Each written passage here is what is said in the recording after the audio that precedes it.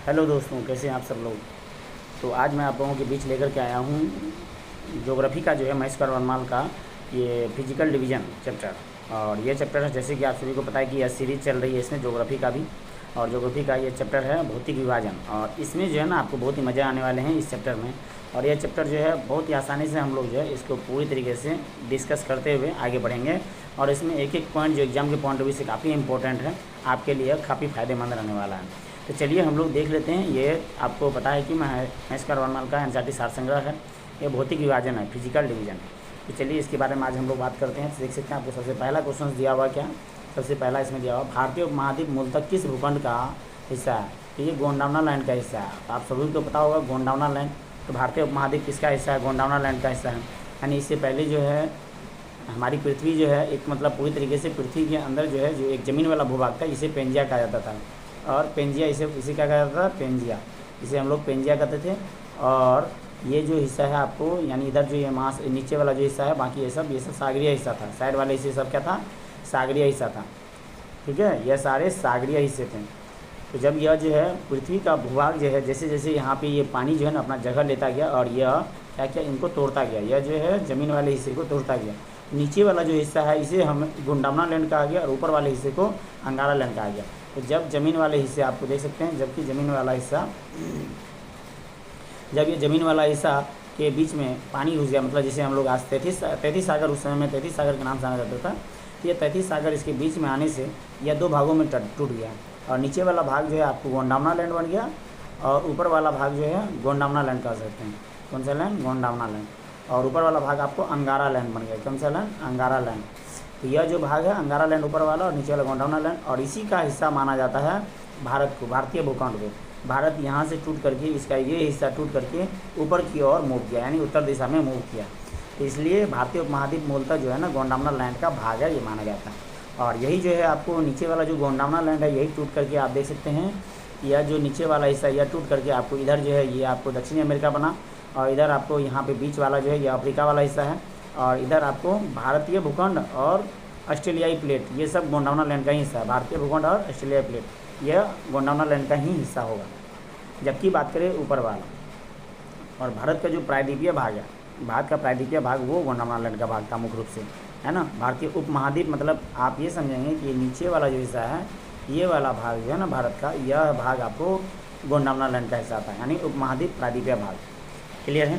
तो चलिए नेक्स्ट बढ़ते हैं हम लोग अगले क्वेश्चन में। इसमें देख सकते हैं आपको दिया हुआ है क्या,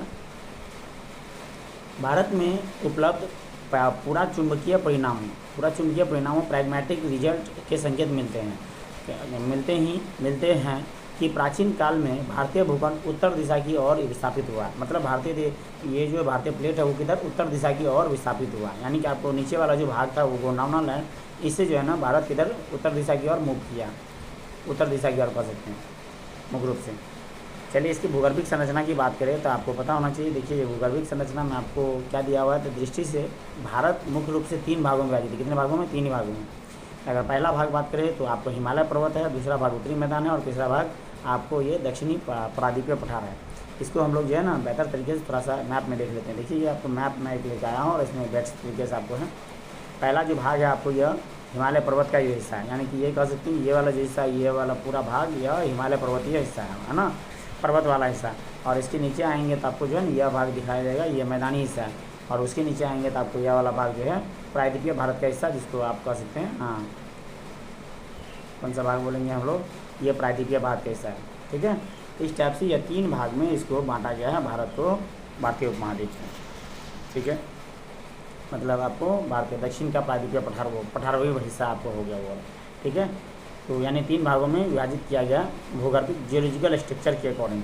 ठीक है, तो हिमालय के समांतर संरचनात्मक भाग देखें तो वलयों की तीव्रता तथा निर्माण आयु के आधार पर बात करें तो आपको जो है ना इसमें लगभग वलयों की तीव्रता, यानी कि ट्रांस हिमालय जो तिब्बत का भाग है, वृहद हिमालय, लघु हिमालय और बाह्य हिमालय, जिसको शिवालिक कहते हैं। आप देख सकते हैं कि 2 प्लेट, यानी यूरेशियन प्लेट और ये आपको यानी कि भारतीय प्लेट का हिस्सा है। और जब यह टकराया था तो ये क्या बन गया था, इस टाइप का ये फोल्ड, मतलब कि फोल्ड माउंटेन बन गया था, है ना, फोल्ड माउंटेन। इसको थोड़ा ऊँचा करते हैं, हाँ, फोल्ड माउंटेन यह बन गया था। यह वाला जो हिस्सा है आपको यह कहलाया ट्रांस हिमालय, यानी कि जो तिब्बत वाला हिस्सा सबसे ऊपर वाला हिस्सा, यह आपको उत्तर से दक्षिण के क्रम में मैंने इसको बनाया है। बाकी बृहद हिमालय वाला यह जो हिस्सा आपको बृहद हिमालय का भाग कहलाएगा, जिसमें कि आपको माउंट एवरेस्ट है। और लघु हिमालय, मध्य हिमालय जिसको हम लोग कहते हैं, यह बीच वाला जो हिस्सा आपको लघु हिमालय होगा। और ये वाला जो हिस्सा सबसे लास्ट वाला, ये आपको बाह्य हिमालय या शिवालिक का पार्ट कर सकते हैं। और इसके बाद इधर आपको मैदानी भाग है।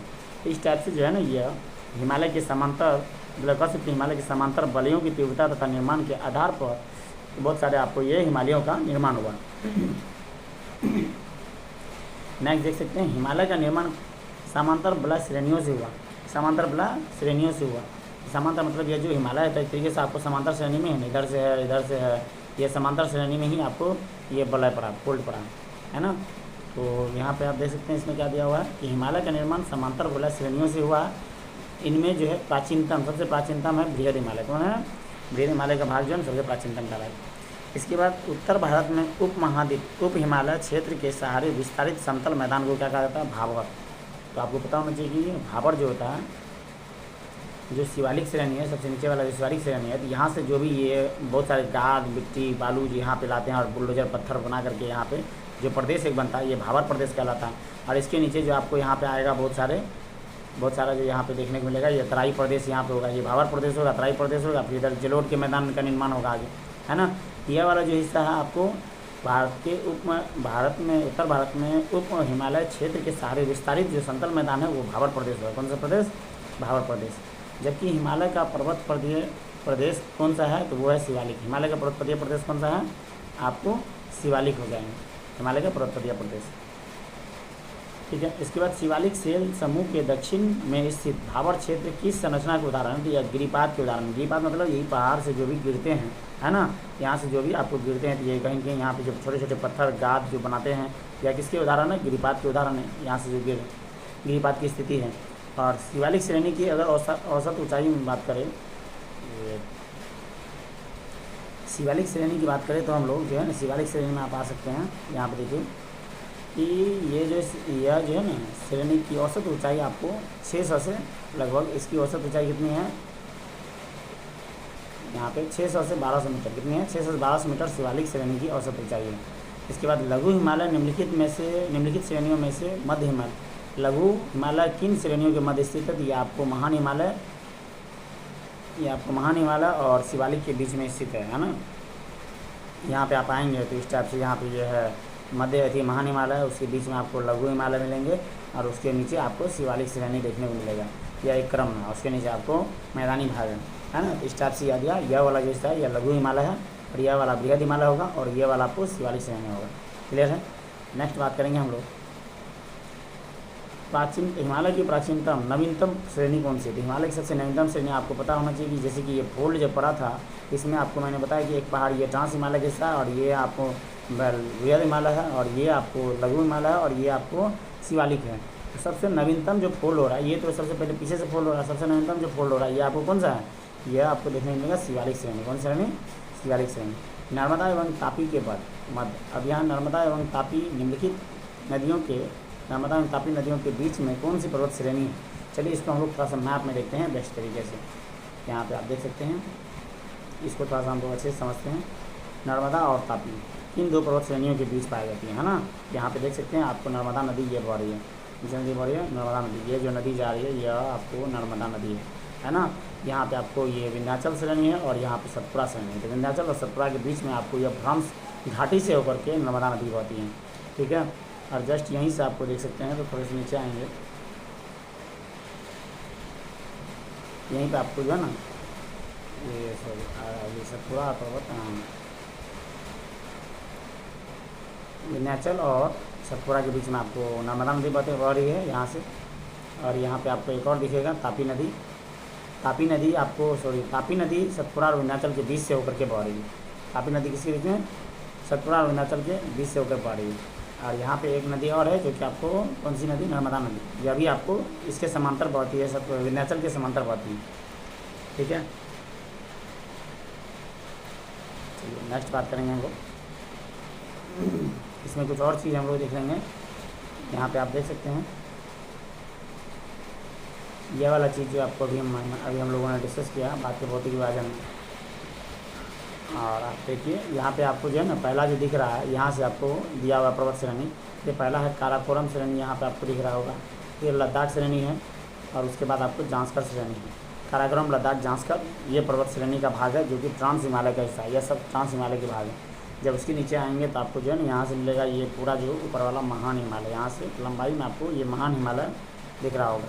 और उसके नीचे आएंगे तो आपको लघु हिमालय की श्रेणी, ये पूरा लघु हिमालय की श्रेणी दिख रहा होगा। उसके नीचे आप आएंगे तो ये शिवालिक श्रेणी है ना। इस टाइप से यह श्रेणी का मुख्य भाग है। और ये जो पीर पंजाल और धौलाधर ये लघु हिमालय का ही भाग है। और उसके नीचे आप आएंगे तो आपको मैदानी भाग दिखेगा, सबसे भाग मैदानी भाग दिखेगा। ठीक है, ये नीचे वाला जो प्रदेश है आपको ये मैदानी भाग है, पूरा भाग। और एक क्वेश्चन आपको है कि जैसे नेपाल है तो नेपाल का मैदान किससे बना हुआ है, तो याद रखेंगे कि यह तराई क्षेत्र का मैदान है। नेपाल किस क्षेत्र का है, तराई क्षेत्र का। जब ऊपर से बहुत सारी पहाड़ जो है ना, कई सारे बुलडोजर पत्थर लाते हैं तो यहाँ पे तो आपको ये भाबर प्रदेश का निर्माण करता है।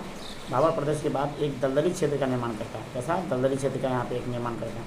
ये दलदली क्षेत्र वाला जो थोड़ा सा मतलब दलदली जो मिट्टी थोड़ा सा इसका ढीला ढाला होता है, वह जो है तराई क्षेत्र होता है। और उसके बाद इधर जाएंगे तो वो जो है ना जलोढ़, नवीन खादर और पुरानी जलोढ़ मिट्टी का निर्माण, मैदान का निर्माण करेगा। इस टाइप से यह जो है आपको मतलब हिमालय के गिरिपात का भाग है। ठीक है, चलिए हम लोग बढ़ते हैं आगे। तो यहाँ पे हम लोग थे, हाँ। तो नर्मदा और तापी नदियों के बीच में कौन सी पर्वत श्रेणी है, तो सतपुरा श्रेणी। कौन सी, नर्मदा और तापी के बीच में आपको सतपुरा श्रेणी देखने को मिलेगा। दोनों के बीच में पर्वत श्रेणी तापी, इन दोनों के बीच में आपको देखने को मिलेगा। इसके बाद आपको नीचे में एक दिया हुआ है कि विश्व की सर्वाधिक ढाल वाली राकापोशी चोटी यह लद्दाख श्रेणी में पड़ती है। कहाँ पड़ती है, लद्दाख श्रेणी में। चलिए नेक्स्ट आएंगे हम लोग, हिमालय की सबसे ऊंची पर्वत श्रेणी। ये आप क्वेश्चन को यहाँ ध्यान से देखेंगे। इस क्वेश्चन में क्या दिया हुआ है, इस क्वेश्चन में आपको दिया हुआ है कि हिमालय की सबसे ऊंची पर्वत श्रेणी कौन सी है। हिमालय की सबसे ऊंची पर्वत श्रेणी तो वो आपको हिमाद्री या वृहद हिमालय होगा। और यहाँ पे ये नहीं लिखा है कि महान हिमालय की सबसे ऊंची चोटी जब पूछा जाए तो आपको माउंट एवरेस्ट होगा।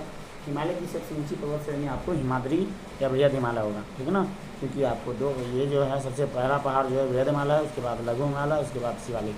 और ये सबसे ऊंची पर्वत श्रेणी का हिस्सा है। और इसमें यहाँ वृहद हिमालय का मतलब बहुत सारे पर्वत इसके हैं। इसके वृहद हिमालय, ग्रेट हिमालय की औसत ऊंचाई कितनी है, तो वृहद हिमालय की औसत ऊंचाई बात कर रहा है तो ये 61 है। आप जान रहे हैं कि कहीं पे 8,848 मीटर तो आपको खाली जो है माउंट एवरेस्ट की ऊंचाई है। तो यानी कि इस टाइप से आप देख सकते हैं 8,000 से लेकर के लगभग 6,000 के आसपास, 8,000 से 6,000 के आसपास की ऊंचाई, औसत ऊंचाई वाले बहुत सारे पर्वत हैं जो वृहद हिमालय में आपको देखने को मिलेंगे। यानी कि 61 मीटर की ऊंचाई वाले औसत ऊंचाई इसकी। फिर पंजाल श्रेणी देखा जाए, फिर पंजाल श्रेणी किसका भाग है, या फिर पंजाल श्रेणी किस राज्य में अवस्थित है, तो फिर पंजाल श्रेणी आपको जम्मू कश्मीर में, कहाँ है, जम्मू कश्मीर में स्थित है। इसके बाद आपको देखिए पूर्वी हिमालय की तुलना में पश्चिमी हिमालय की ट्री लाइन कम है। मतलब कि आपको पता होना चाहिए कि इधर जो है ये जो हिमालय का जो भाग है, यानी कि इधर पश्चिमी, इधर वाला भाग जो है आपको पश्चिमी हिमालय और इधर वाला भाग जो है पूर्वी हिमालय। यानी कि पूर्वी हिमालय की तुलना में पश्चिमी हिमालय की ट्री लाइन बात करें तो यहाँ पेड़ जो है ना आपको छोटे छोटे पेड़, इधर तो ज़्यादा ऊँचे पेड़ नहीं मिलेंगे इधर, लेकिन आपको पेड़ ज़्यादा ऊँचे देखने को मिलेंगे। इधर वाले जो पेड़ हैं ज़्यादा ऊँचे हैं, है ना। ट्री लाइन की ऊँचाई इधर ज़्यादा है, उधर कम है। तो पूर्वी वाले हिस्से में आपको ट्री लाइन की ऊँचाई ज़्यादा मिलेगी। इसके बाद है उत्तराखंड के पाताल तोड़ कुएँ किस भाग में पाए जाते हैं, तो उत्तराखंड के जो पाताल तोड़ कुएँ वो तराई भाग में पाए जाते हैं। नेक्स्ट देख सकते हैं अक्साई चीन किस क्षेत्र का भाग है, तो आपको पता होना चाहिए अक्साई चीन लद्दाख का भाग है। और याद रखना है आपको कि याद रखना चाहिए कि 10% हिस्सा जो है लद्दाख का जो भाग है यह चीन के कब्जे में है, भारत का, ठीक है ना। 10% जिसे अक्साई चीन के नाम से जाने जाते हैं। इसको थोड़ा सा हम लोग यहाँ देख लेते हैं, इस मैप में देखेंगे तो आपको ये वाला हिस्सा, हाँ ये वाला जो हिस्सा है आपका, ये वाला हिस्सा, यह जो अक्साई चीन है जो कि लगभग 10% कर सकते हैं लद्दाख का हिस्सा जो है आपको अक्साई चीन के कब्जे में है, ठीक है ना। चलिए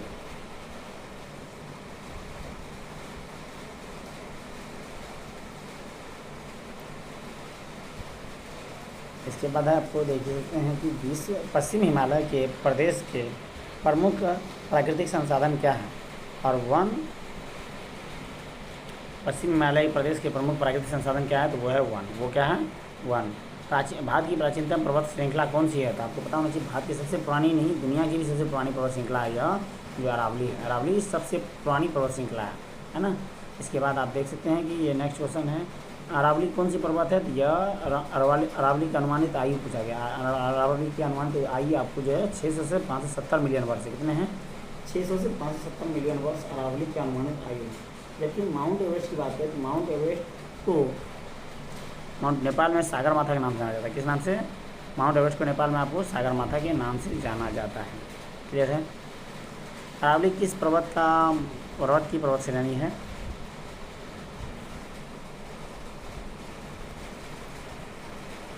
तो अरावली जो है आपको अवशिष्ट पर्वत है। कैसी पर्वत है? अरावली अवशिष्ट पर्वत है, यानी कि इसको रेसिडुअल माउंटेन बोल सकते हैं, यानी कि यह सबसे पुरानी या ओल्ड पर्वत कह सकते हैं, बूढ़ी पर्वत।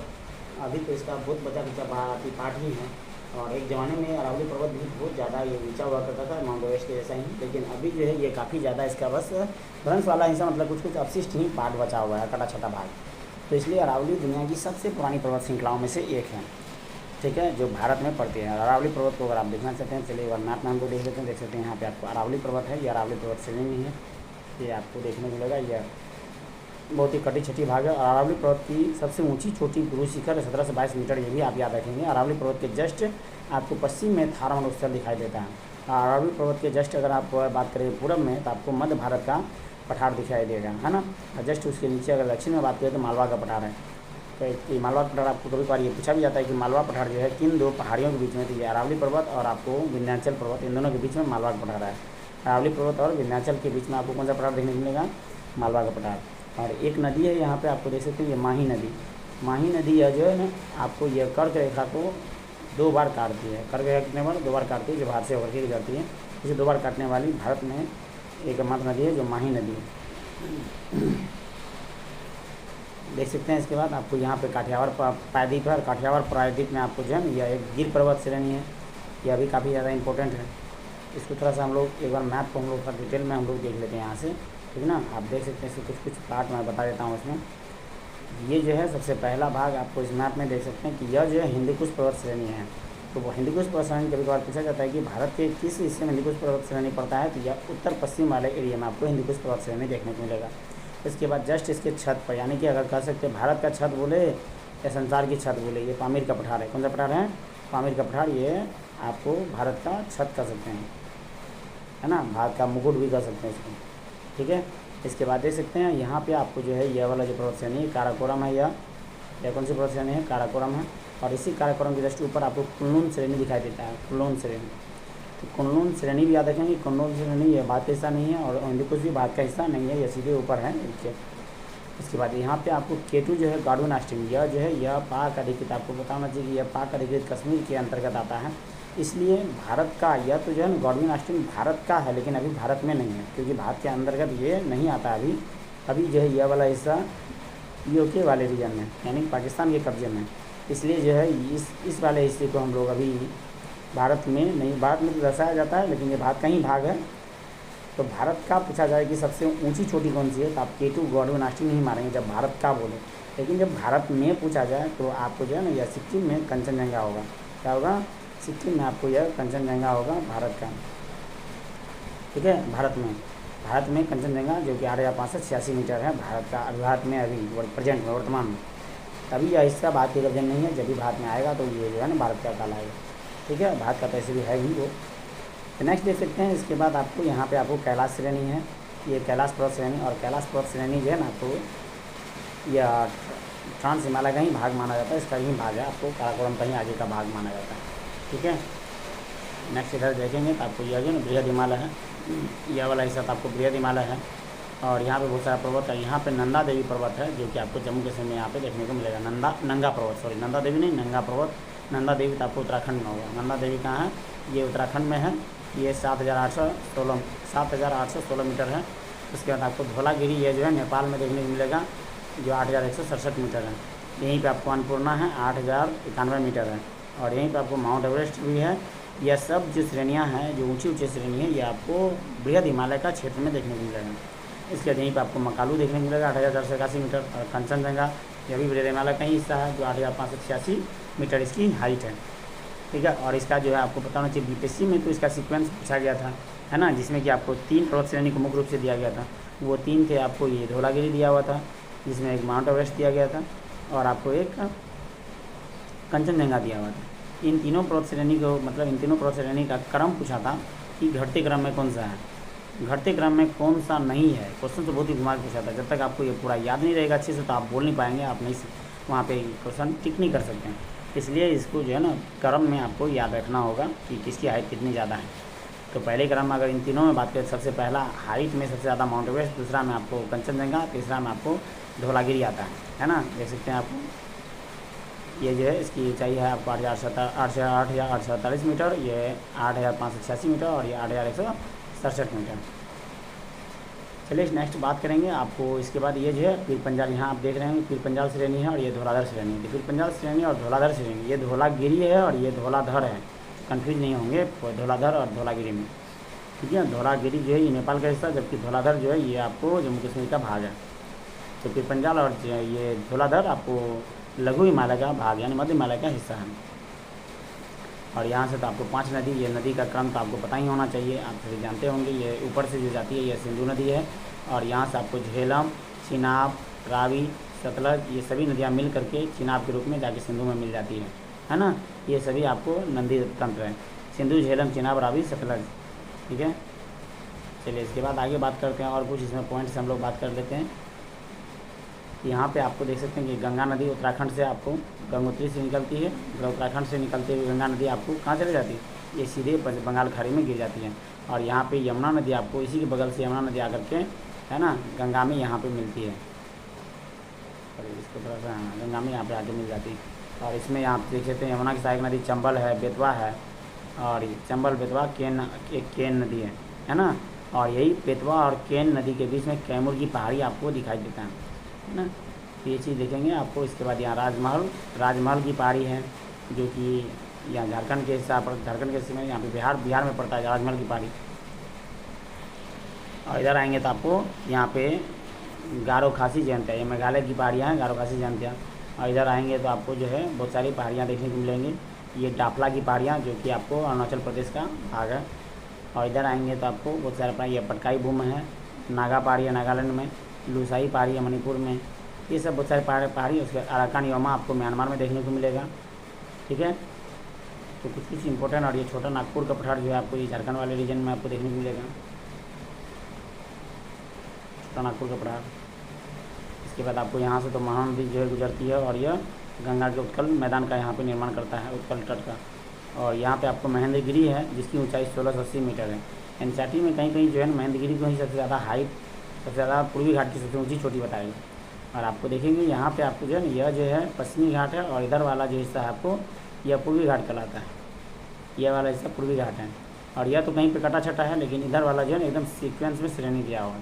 और आप देख सकते हैं यहाँ पे कि आपको यह जो हरिश्चंद्र की पहाड़ी है और यहाँ भोर घाट की पहाड़ी, सॉरी हरिश्चंद्र की पहाड़ी और आपको और बहुत सारी यानी पश्चिमी घाट, इस पहाड़ी में आपको यहाँ पे कुछ जो है ना श्रेणी दिया हुआ, जो आपको 2 ठो दर्रा दिया हुआ, जिसमें थाल घाट और भोर घाट काफ़ी इंपॉर्टेंट है, याद रखेंगे।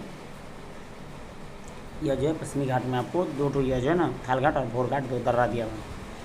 इसके बाद आपको नीचे आएंगे तो यहाँ पे आपको पाल घाट एक दर्रा दिखेगा, ये पाल घाट दर्रा है जो कि नीलगिरी की पहाड़ी और अनाईमोड़ी के बीच में आपको देखने को मिलेगा। या आप पश्चिमी घाट के बोल सकते हैं, पश्चिमी घाट और नीलगिरी के बीच में। और नीलगिरी वही जगह, वही पहाड़ी है जो कि आपको पश्चिमी घाट और पूर्वी घाट को का जो है ना बॉर्डर शेयर करता है, मतलब दोनों मिलता है एक जगह। और यहाँ से देख सकते हैं आपको। चलिए आगे क्वेश्चंस के माध्यम से और हम लोग देखते हैं तो बेस्ट तरीके से और देख पाएंगे, ठीक है ना।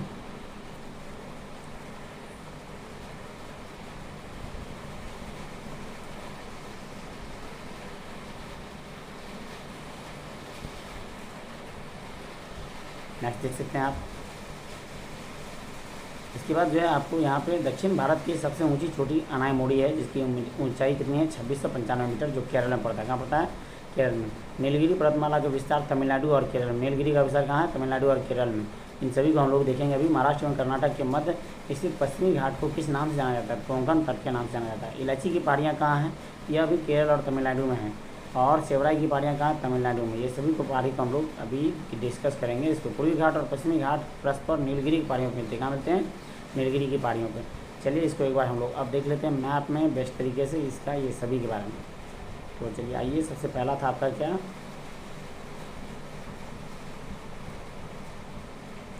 यानी कि अनायमोड़ी जो आपको दिया हुआ है कि सबसे ज़्यादा ऊंचाई किसकी है, अनायमोड़ी आपको ये अन्नामलाई पहाड़ी, मतलब आपको कहीं कहीं कौन सी पहाड़ी, नीलगिरी पहाड़ी की सबसे ऊंची चोटी या दक्षिण भारत की सबसे ऊंची चोटी यही अनायमोड़ी होगी। दक्षिण भारत की सबसे ऊंची चोटी अनायमोड़ी, जिसकी हाइट कितनी है, लगभग 2695 मीटर। ठीक है। इसके बाद आपको इधर नीचे देखिए कार्डमम की पहाड़ी या इलायची की पहाड़ी, जिसको यहाँ इलायची के लिए काफ़ी ज़्यादा फेमस है। तो यह पहाड़ी आपको तमिलनाडु और केरल वाले हिस्से में देखने को मिलेगा। और यहाँ पे तमिलनाडु का मैदान है, यह कोरोमंडल तट, आपको ये वाला जो हिस्सा है ये कोरोमंडल तट है और ये वाला हिस्सा मालाबार तट है, ये आपको पता होना चाहिए। और लौटते हुए मानसून में इस कोरोमंडल तट पे बारिश होती है ना, लौटते हुए मानसून में इस कोरोमंडल तट पे बड़ा भयंकर बारिश होती है। क्या होती है, बहुत ही झमाझम बारिश लौटते हुए मानसून के दौरान। और जो मानसून अगर एंटर करती है तो वो मालाबार तट से होते हुए वो एंटर करती है, इस तट से मालाबार तट से मानसून एंटर करती है ना, यहाँ से वो एंटर करेगी इधर से, और इधर से जब लौटती है इधर से आती है तो यहाँ पे ज़्यादा बारिश करवाती है, जो कि आपको कोरोमंडल तट पे। क्लियर है। चलिए, और इसमें आपको एक सेवराई की पहाड़ी के बारे में बात करें तो सेवराई की पहाड़ी ये पूर्वी घाट का हिस्सा है ना, सेवराई की पहाड़ी ये भी है, तो इसमें कुछ मुख्य रूप से था। और कोंकण के बारे में हम लोग बात करेंगे तो कोंकण आपको यहाँ पे देख सकते हैं, यह जो कोंकण है, कोंकण तट किसको कहा गया, तो यह आपको यहाँ पे महाराष्ट्र है और यहाँ पे कर्नाटक है, तो ये दोनों के हिस्से को आपको कोंकण तट, कौन सा तट, कोंकण तट कहा गया। चलिए नेक्स्ट देख लेते हैं हम लोग। कोंकण तट आपको महाराष्ट्र और कर्नाटक के मध्य भाग को कोंकण तट कहा गया। इलायची की पहाड़ियाँ, सेवराई की पहाड़ियाँ सभी हम लोगों ने देखे। तमिलनाडु में सेवराई की पहाड़ियाँ कहाँ आपको, तो तमिलनाडु वाले राज्य में देखने को मिलेगा। उसके बाद यहाँ पे भारत की सर्वोच्च चोटी, पर्वत चोटी कौन सी है, K2 है, गॉडविन आस्टीन, 8611 मीटर है। कितनी है, 8611 मीटर। ठीक है ना। चलिए अगले पेज में हम लोग बात करते हैं। लिपुलेख मानव और नीति, लिपुलेख मानव और नीति दर्रा यह कहाँ है, ये उत्तराखंड में आपको देखने को मिलेगा। लिपुलेख मानव और उत्तराखंड, लिपुलेख मानव और नीति दर्रा ये उत्तराखंड में कह सकते हैं। किसी को लिपापोती करके नीति से मना लिया गया है ना, कहाँ पे, उत्तराखंड में। उत्तराखंड में एक व्यक्ति था जिसे लिपापोती करके मना लिया गया। किसी भी तरीके से आप इसे याद रखें कि लिपुलेख मानव नीति यह जो है ना 3 प्रकार के दर्रे आपको उत्तराखंड में देखने को मिलेगा। इसके बाद रोहतांग दर्रे भी आपको, रोहतांग दर्रा हिमाचल प्रदेश में होगा। कहाँ होगा, हिमाचल प्रदेश में। इसके बाद पूर्वी हिमालय में औसत हिमरेखा, यह क्वेश्चन इससे पूछा गया था कि औसत हिमरेखा के बारे में।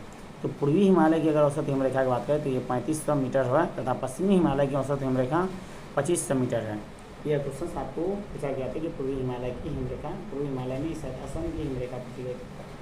तो इसमें क्वेश्चन वगैरह जो है आपको तो आप देख लीजिए इसमें, लेकिन यह क्वेश्चन पूछे गए थे, इंपॉर्टेंट है। आप इतना याद रखेंगे, जब भी पूर्वी हिमालय, किसी भी हिमालय की बात किया जाए तो 3500 मीटर जो है आपको औसत हिमरेखा होगा, जबकि पश्चिमी हिमालय का जो है 2500 मीटर होगा। क्लियर। भारत का सबसे बड़ा हिमनद या ग्लेशियर कौन है, तो सियाचिन, सबसे बड़ा ग्लेशियर हिमनद सियाचिन है, और इस पर भारत का कब्जा है। भारत जो है इसे अभी ऐसे हासिल कर चुका है ना, ऑपरेशन मेघदूत के जरिए। अब चौड़ाबाड़ी ग्लेशियर जो है यह केदारनाथ मंदिर के उत्तर में उत्तराखंड में पड़ता है। कहाँ पे, केदारनाथ मंदिर के उत्तर में चौड़ाबाड़ी ग्लेशियर। मेघालय का पठार किसका हिस्सा है, तो ये माना जाता है कि मेघालय का पठार प्रायद्वीपीय भारत का ही हिस्सा है, और माना जाता है क्या सच में है ना, क्योंकि वो जो है जब मालदा गैप हुआ था तो वो दोनों अलग हो गए थे, प्रायद्वीपीय भारत से यह थोड़ा सा अलग हो गया, छट गया था। भारत के प्रायद्वीपीय पर्वत किस काल में निर्मित हुए, तो भारत के प्रायद्वीपीय पर्वत की बात करें तो यह आपको पैलेओजोइक काल में निर्मित हुए। किस काल में, पैलेओजोइक काल में। तो ये भारत के, मतलब आप कह सकते हैं कि पूरे पृथ्वी के 16 महाकल्प हैं जिन्हें अलग अलग बांटा गया है ना। इसको हम लोग डिस्कस करेंगे अगली वीडियो में डिटेल में, पैलेओजोइक। लेकिन आपको बस इतना याद रखना कि भारत के प्रायद्वीपीय पर्वत के किस काल में निर्मित हुए, वो पैलेओजोइक काल में। अरावली एवं विंध्याचल श्रृंखलाओं के बीच में कौन सा पठार है, तो ये जस्ट हम लोग डिस्कस किए थे इससे पहले, देखिए आपको, और ये आ गया क्वेश्चन है ना, कि अरावली और विंध्याचल के बीच में आपको कौन सा पर्वत देखने को मिलेगा, मतलब कौन सा पठार होगा। यहाँ पे अरावली है और यहाँ विंध्याचल है, और इसके बीच में कौन सा पठार है, तो मालवा पठार। कौन सा पठार है, मालवा पठार। ठीक है।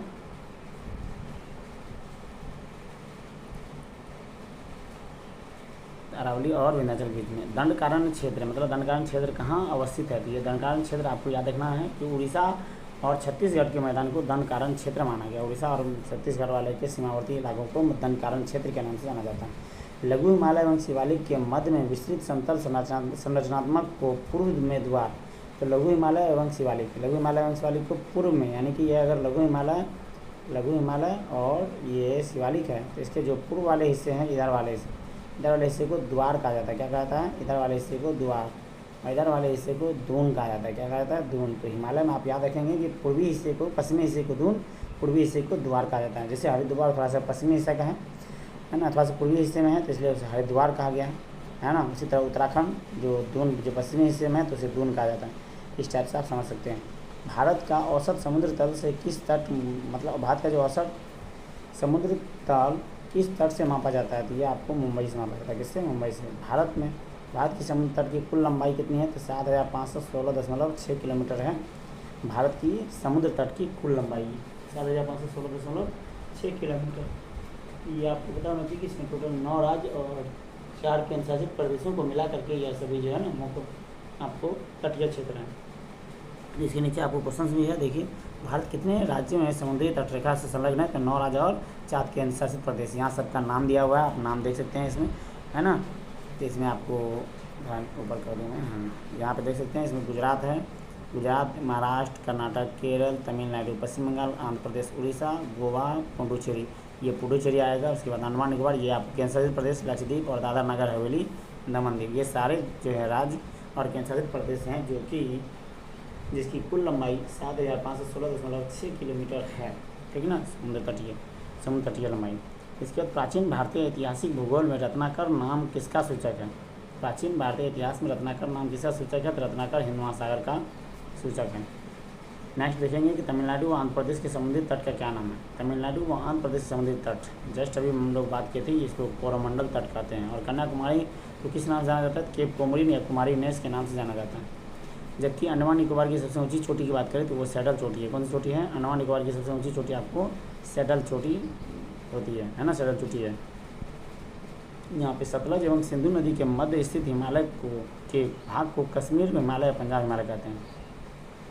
तो आपको पता होना चाहिए। देखिए कि यहाँ पे यानी कि पंजाब हिमालय यहाँ पे है, पंजाब हिमालय कैसा है, ये जो है सतलज नदी एक ऊपर से जाती है और इधर नीचे से आपको ऊपर से ये सिंधु नदी ऊपर से जाती है और नीचे से आपको सतलज नदी जाती है। इसके बीच का जो पहाड़ी पर्वत श्रेणी है, तो इसको मतलब बहुत सारी नदियों के क्रम में बांटा गया। सिंधु नदी, काली नदी, तीस्ता नदी, इसके हिसाब से ये पहला जो हिमालय है इसको हम लोग पंजाब हिमालय कहते हैं, है ना। कौन सा हिमालय? पंजाब हिमालय।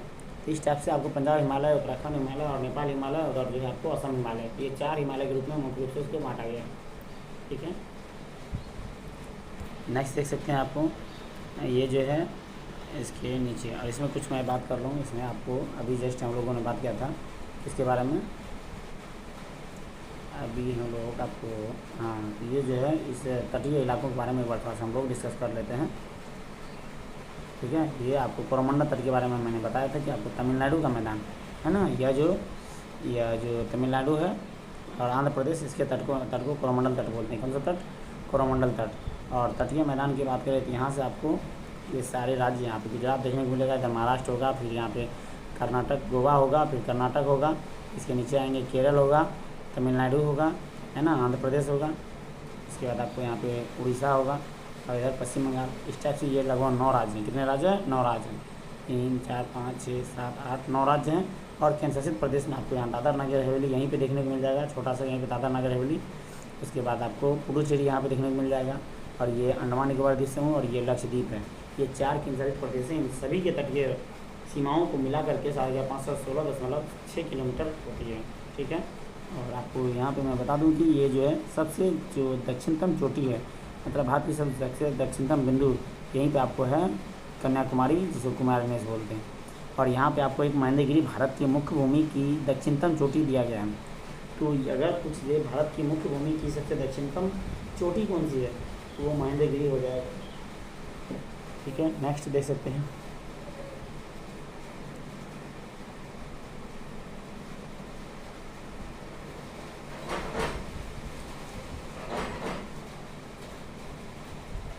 चलिए, तो नेक्स्ट हम लोग देखते हैं कि अंडमान व निकोबार द्वीप समूह स्थित है। तो कहाँ है? यह बंगाल खाड़ी में स्थित अंडमान निकोबार द्वीप समूह आपको बंगाल खाड़ी में देखने को मिलता है।